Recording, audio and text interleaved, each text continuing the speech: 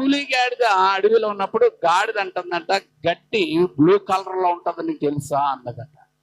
ఎవరితో? పులితో. గట్టి ఎలా ఉంటది? బ్లూ కలర్ లో ఉంటది నీకు తెలుసా అన్నదట. అప్పుడు పులి అన్నదట, గట్టి ఎప్పుడు పచ్చగా ఉంటుంది నేను చూశాను, బ్లూ కలర్ లో ఉండదు అన్నదట పులి. ఇద్దరు వాదించుకుంటున్నారట. లేదు లేదు బ్లూ కలర్ లో ఉంటుందని గాడిద అంటుంది. చెప్పండి. గ్రీన్ కలర్ లో ఉంటుందని పులి అంటుంది. ఇప్పుడు రాజు ఎవరు? సింహం. రాజు ఎవరండి?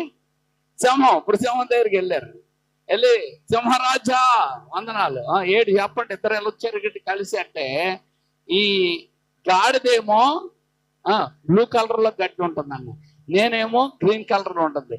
ఎవరిది సత్యం? ఎప్పుడు అబద్ధం చెప్పినా ఆమెకు శిక్ష ఇయ్యండి అని పులి అన్నదట. అప్పుడు సింహరాజు ఏం చేశాడంటే, అంటే పులికి శిక్ష వేస్తున్నానని చెప్పాడట. దేనికి? నేను మీ ఇద్దరు మాటలు గమనించగా నేను ఎవరికి శిక్ష వేస్తున్నానంటే పులికి శిక్ష వేస్తున్నాను అన్నాడట. నాకు శిక్ష వేస్తున్నానంటాడేంటి? అప్పుడు వివరణ అడుగుతుంది కదా, వివరణ చెప్పండి, ఎందుకు శిక్ష వేస్తున్నారంటే, ఎందుకు శిక్ష వేస్తున్నామంటే అది గాడిద, అది అడ్డగాడిద, అది అన్ని అబద్ధాలే చెప్తుంది, దాని మాట్లాడుకుని నా దగ్గరకు వచ్చావు చూడు పులివయ్యుండి, అంతే నీ అజ్ఞానాన్ని బట్టి నీకు శిక్ష వేస్తున్నాను.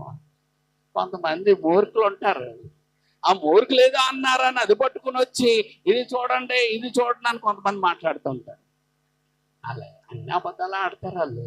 వాళ్ళ మాటలు పట్టించుకొని విలువైన సమయాన్ని పాడు చేసే న్యాయాధిపతి సమయాన్ని ఎందుకు పాడు చేస్తావు? అందుకే కోర్టులో కూడా అంటారు, మా విలువైన సమయాన్ని మీరు పాడు చేస్తా ఉన్నారు, ఇంకెప్పుడు ఇలా చేయకండి అని గద్దించి ఉంటాయి కొన్ని కేసులు కదా. కాబట్టి అది గాడిద. ఏ గాడిద? అడ్డగాడిద. అది అబద్ధాలు ఆడుతుంది. అమ్మా, దాని వైద్యం పట్టుకొని న్యాయం తీర్చాలని వారికి సమాధానం చెప్పాలని ఉండకూడదు. అది బ్లూ ఉందంటే నువ్వు గాడిదవి అడ్డగాడిది, నువ్వు అలాగే వాగుతావని వదిలేయాలా? ఏం చేయాలా? వదిలేయాలి అంతే. దాన్ని మనం ఎప్పుడు కూడా చర్చించుకోవడానికి వీల్లేదు. తెలుసు కదా గట్టి ఎలాగుంటుందో, నీకు తెలియదా గట్టి ఎలాగుంటుందో? అందుకే పులికి ఏమి చేసేటట? శిక్షించాడట ఆ సింహరాజు. హల్లెలూయా. కాబట్టి కొన్ని వ్యాజ్యాలు అలాగుంటాయి. మనం అలాగే తెలివి తక్కువైన వాళ్ళు ఉండకూడదు. నీకేది సత్యం తెలుసుద్దో అది నమ్ము. ఎవరైనా అది అబద్ధం అంటే పక్క పెట్టే, నువ్వు పట్టించుకోవాల్సిన పని లేదు. ఈరోజు మేము పాపులం కాదంటే నేను